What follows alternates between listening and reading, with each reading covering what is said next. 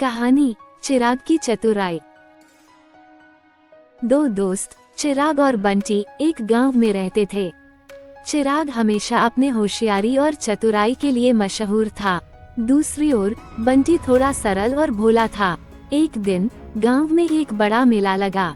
चिराग और बंटी दोनों बहुत उत्साहित थे। उन्होंने तय किया कि वे मेले में जाएंगे और खूब मस्ती करेंगे। मेला बहुत ही रंगीन और धूमधाम से भरा था। वहाँ खाने पीने की चीजें, खिलौने और बहुत सारी मनोरंजक गतिविधियाँ थीं। चिराग ने बंटी से कहा, देख बंटी, इस मेले में एक खेल है जिसमें दिमागी कसरत करनी होती है। चल देखते हैं कौन जीतता है। ये खेल एक पहेली का था।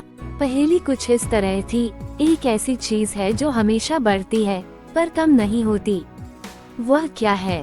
बंटी ने बहुत सोचा लेकिन उसे उत्तर नहीं मिला। उसने चिराग से मदद मांगी।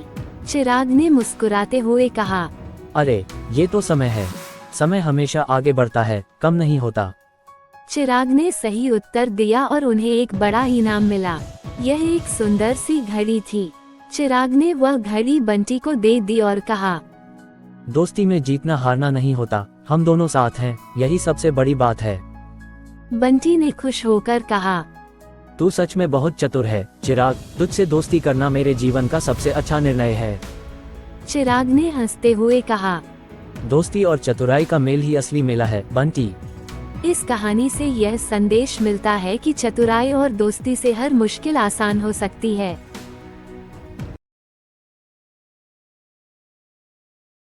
पेश करते हैं कहानी रहस्यपूर्ण सफर। विवेक एक साधारण गांव का युवक था, पर उसकी सोच असाधारण थी।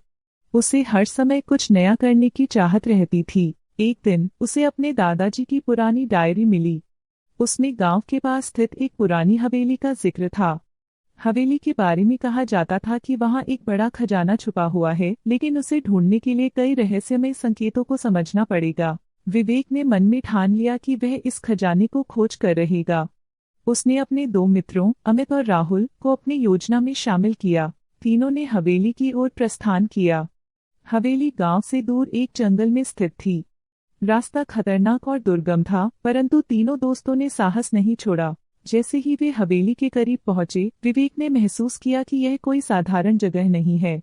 हवेली की दीवारों पर प्राचीन चित्र और संकेत बने हुए थे। प्रवेश द्वार पर एक शिलालेख था जिस पर लिखा था, जो सत्य की राह पर चलेगा वही खजाने तक पहुंचेगा। अंदर प्रवेश करते ही एक बड़ा हॉल दिखाई दिया जिसके चारों ओर कई दरवाजे थे। हॉल के बीचों बीच एक प्राचीन नक्शा रखा था। नक्शे में विभिन्न कमरों का विवरण था और हर कमरे में जाने के लिए एक संकेत दिया हुआ था। सबसे पहले वे तीनों उस कमरे में पहुंचे जहां एक ताला लगा हुआ था और उस ताले पर एक पहेली लिखी थी, जिसका सिर आसमान में और पांव जमीन में, वही खोलेगा इस द्वार को। तीनों मित्र सोच में पड़ गए। विवेक ने चारों ओर देखा और उसे एक पेड़ दिखाई दिया जो हॉल के एक कोने में उगा हुआ था। वह तेजी से पेड़ के पास गया और ताले के पास उस पेड़ की एक टहनी रख दी। आश्चर्यजनक रूप से ताला खुल गया। अगला कमरा एक सुरंग जैसा था जिसके अंदर अंधकार था। अमित ने अपनी जेब से टॉर्च निकाली और रास्ता दिखाते हुए तीनों आगे बढ़े। सुरंग के अंत में एक और दरवाजा मिला जिस पर लिखा था, अगला कदम तुम्हारी बुद्धि पर निर्भर है। दरवाजा खोलने पर वे एक बड़े पुस्तकालय में पहुंचे जहां हजारों किताबें थीं। एक मेज पर एक नोट रखा था, सत्य का ज्ञान ही आगे का रास्ता दिखाएगा। विवेक ने पुस्तकालय की किताबों को ध्यान से देखा और सत्य नामक एक किताब निकाली। किताब के पन्नों को पलटते ही एक गुप्त दरवाजा खुल गया। विवेक, अमित और राहुल ने उस दरवाजे से प्रवेश किया। अब वे एक गुफा में थे जहां पानी की धारा बह रही थी। पानी के ऊपर कुछ पत्थरों पर निशान बने हुए थे। विवेक ने ध्यान से उन निशानों को देखा और पाया कि यह निशान एक विशेष क्रम में थे।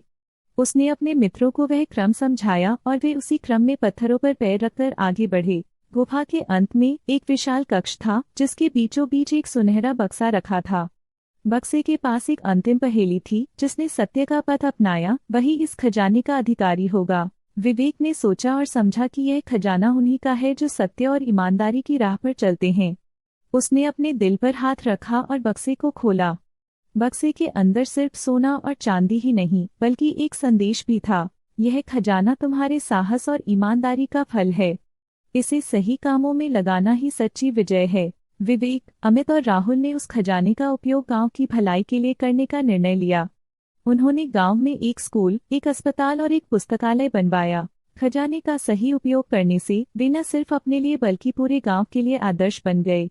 इस प्रकार विवेक की साहसिक यात्रा केवल एक खजाने की खोज नहीं थी, बल्कि सत्य, ईमानदारी और समाज सेवा का एक प्रेरणादायक उदाहरण भी बन गई।